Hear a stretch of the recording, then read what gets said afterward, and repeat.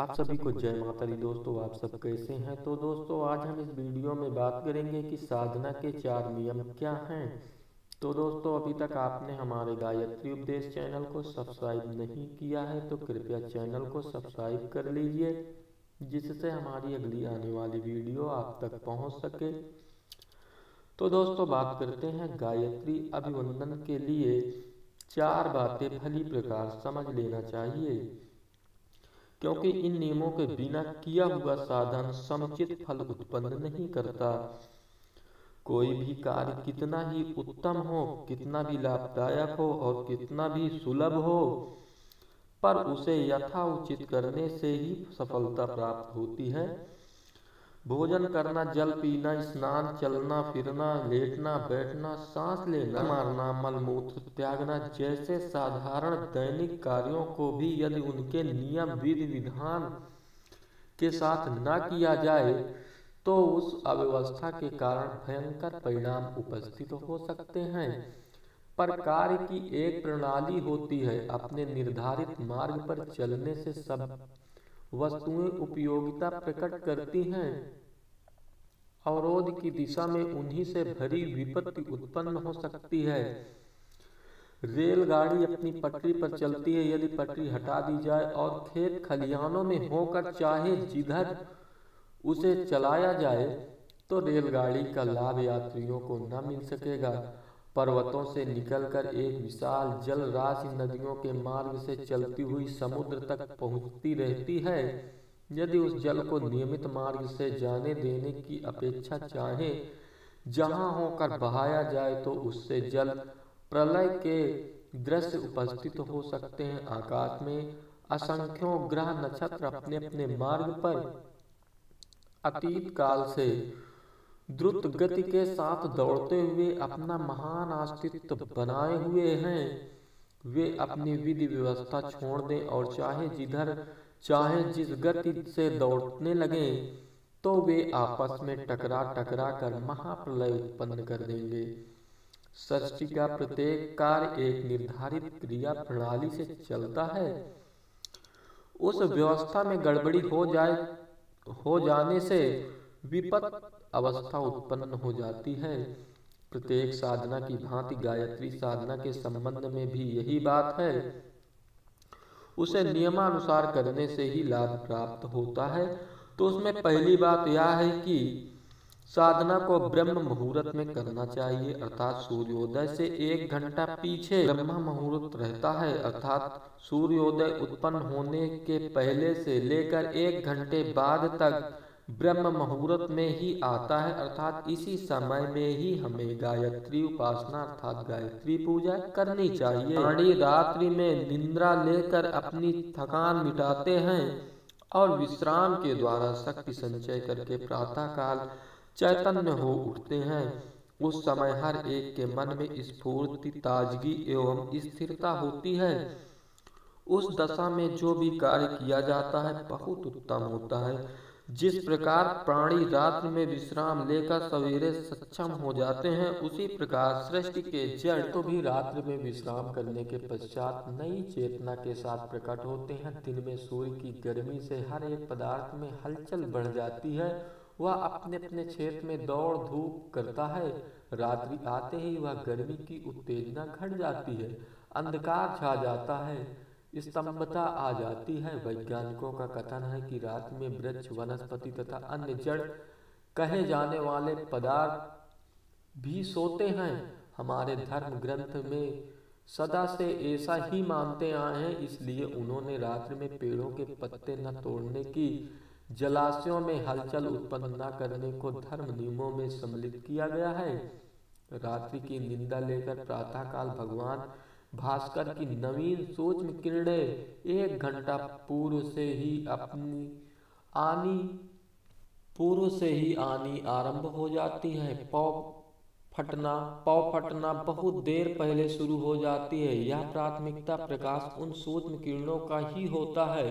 यह सूर्य नारायण की अग्रुति उषा ब्राह्मी तेजना है। वह जड़ चेतन सृष्टि को हल्के हल्के सोते से जगाती है।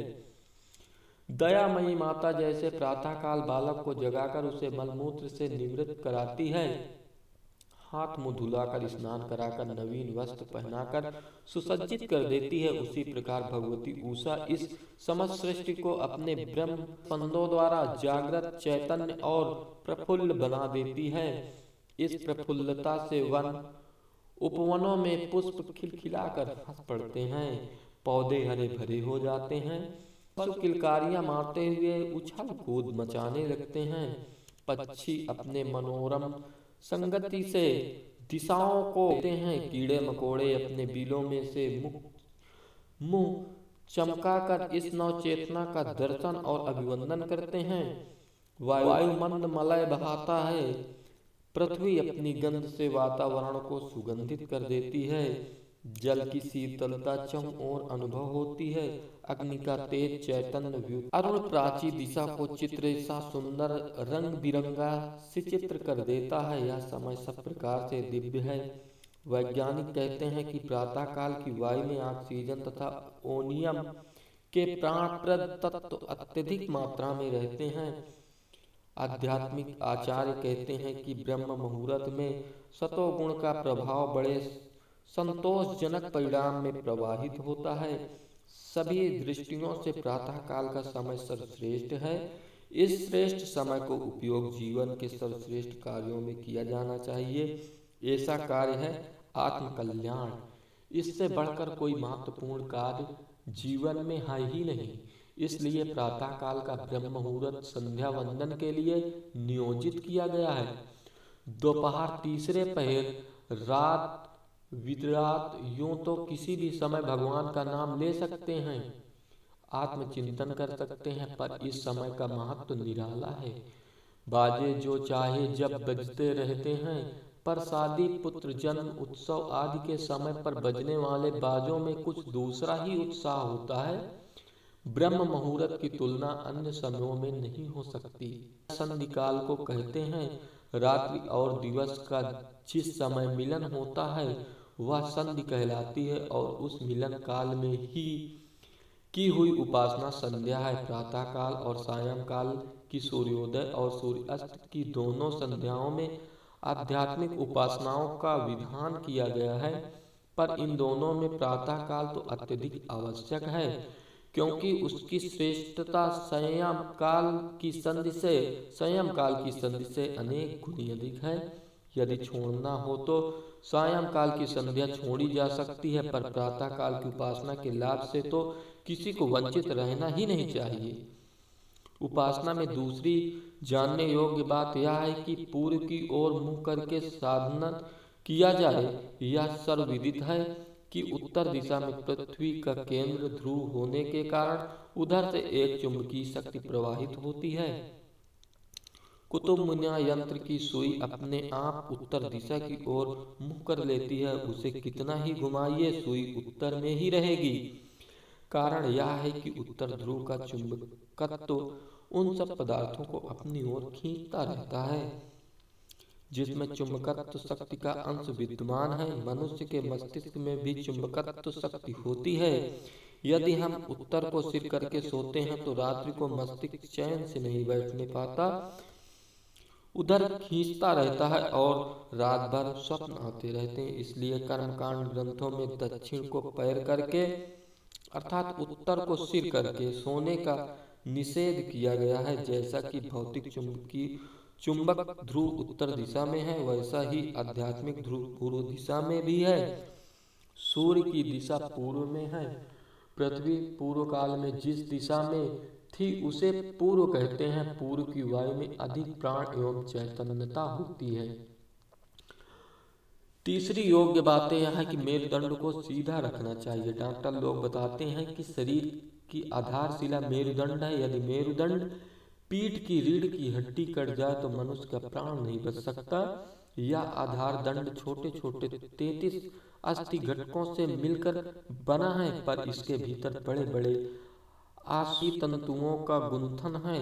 मस्तिष्क की सूक्ष्म चेतनता को शरीर के अंगों से संबंध रखने वाली टेलीग्राफी की विद्युत संचालन की सारी मशीनरी इसी किले के अंदर रखी हुई है।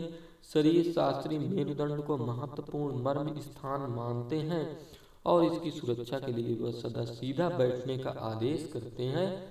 और चौथी बात चौथी बात जानने योग्य यह है कि पद्मासन से बैठा जाए प्राणी स्थित होने के लिए इस प्रश्न का उत्तर पाने के लिए योगियों को आदिकाल की सूक्ष्मता तक पहुंचना पड़ा है। ब्रह्मा जी ने वेद माता गायत्री से वेद का निर्माण कलम के आसन पर पद्मासन पर बैठकर किया। इस पद्मासन की दो और आकृतियां हैं। क्षीर सागर में विष्णु का आसन सर्प है जो कुंडली मारे हुए बैठे हैं। इसके मध्य में विष्णु भगवान विराजमान हैं। दूसरे मनुष्य की प्राणधारिता कुंडली शक्ति भी सर्प की भांति कुंडल बांधे हुए अवस्थित है। कमल पुष्प स्थित ब्रह्मा, सर्प स्थित विष्णु और कुंडलीधारी शंकर की स्थिरता का अनुकरण करके पैरों को उसी प्रकार कुंडलकार कमलवत बनाकर बैठना ठीक समझा गया। नाभि के नीचे का अधोभाग वासनामय और उत्तर का भाग भावनामय माना गया है। पद्मासन में पैरों को इस प्रकार मोड़ा जाता है कि नीचे के सभी वासनमय स्नायु खींचकर बंध जाते हैं। महिषासुर मर्दनी का अलंकार पद्मासन से लिया गया है। वासना को महिष कहा गया। उसे पछाड़कर उसकी छाती पर कुंडलिनी बैठती है। वासनामय अंगोपास में बांधकर डाल दिया गया। पैरों को मोड़कर इस प्रकार रखा जाता है कि पिंडलियों की नाड़ियां खिंच जकड़ और बंध जावें। विघ्नकर्ता महिषासुर को बांधकर पटक देने के पश्चात निर्भयता पूर्वक निश्चिंतता के साथ साधना की जा सकती है। उसमें विक्षेप नहीं पड़ता। पद्मासन के अनेक रहस्यों में से यह भी एक महत्वपूर्ण रहस्य है। यो तो पद्मासन के अनेकों प्रकार हैं और उनके विनियोग की पृथक हैं, पर हम अपने पाठकों और सामान्य पद्मासन से बैठने की अनुमति देंगे। सीधे तरीके से जैसे भोजन करते समय पालथी मार कर बैठते हैं, जिसमें किसी अंग विशेष पर तनाव या दबाव नहीं पड़ता, जिस पर बैठने में किसी प्रकार का कष्ट नहीं होता, उसे सौम्य पद्मासन कहते हैं। प्रायः यही आसन सर्वसाधारण के लिए उपयोगी होता है। अन्य कष्टकारक प्रयत्न साध्य पद्मासन विशेष प्रयोजनों के लिए खास तौर से सहयोग के लिए हैं। भूमि को जकड़कर बुहार कर उस पर जल छिड़ककर कुश या अन्य किसी प्रकार की घास का आसन बिछावें। उस पर सौम्य पद्मासन से पूर्व को मुख करके बैठे। मेरुदंड को सीधा रखें। हाथों को गोदी में रख लें अथवा उन्हें फैलाकर दोनों घुटनों पर रख लें। नेत्र अध खुले ध्यान मुद्रा में हो और चित्त में शांति तथा स्थिरता रहे। इस प्रकार ब्रह्म मुहूर्त में किया हुआ संध्या वंदन सब प्रकार सफल होता है। तो मेरे द्वारा दी गई जानकारी आपको कैसी लगी कमेंट्स में जरूर लिखें। तो दोस्तों अगली वीडियो में फिर मिलेंगे। जय माता दी।